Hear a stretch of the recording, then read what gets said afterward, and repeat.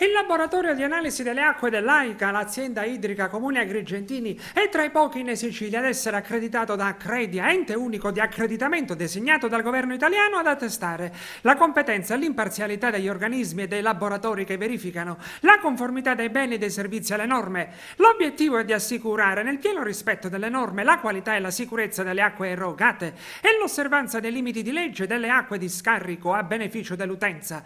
Nel 2022 il laboratorio, diretto dal dottore Vetro, ha analizzato circa 3.000 campioni. Ascoltiamo il direttore generale dell'AICA, Claudio Guarneri.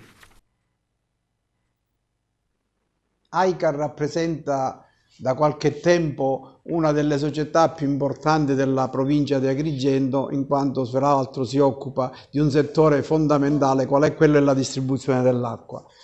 E proprio per questo, a questo punto, abbiamo voluto con molti sacrifici, ma ci tenevamo tantissimo, a accreditare il laboratorio che AICA ha presso il proprio interno, presso i propri uffici, perché dobbiamo assolutamente garantire una potabilità dell'acqua ai massimi livelli.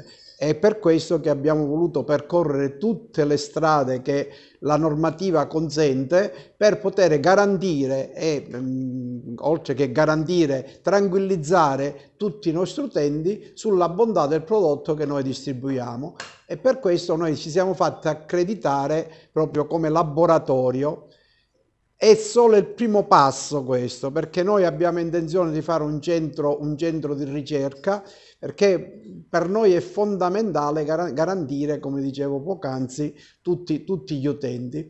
Allargheremo anche questo e già vi devo dire che qualche ente importante si è rivolto a noi per dare tranquillità. Vedi per esempio i controlli che sono stati nel Lago Arancio. La regione addirittura si è rivolta a noi perché eravamo l'unico ente nelle condizioni di garantire la bontà delle acque, perché i nostri quattro collaboratori che si occupano del laboratorio con molti sacrifici, perché sono 4 sole persone e certamente potenzieremo nel più breve tempo possibile, riescono a svolgere un ruolo fondamentale di garanzia per tutti gli utenti. Particolare ringraziamento indubbiamente lo dobbiamo dare al dottore Vetro, che è il responsabile del laboratorio, perché senza di lui non avremmo potuto assolutamente portare avanti questo discorso. Un'altra cosa ancora che diciamo nei nostri programmi è quello di fornire la società laica di una certificazione di qualità anche per quanto riguarda tutti gli altri settori.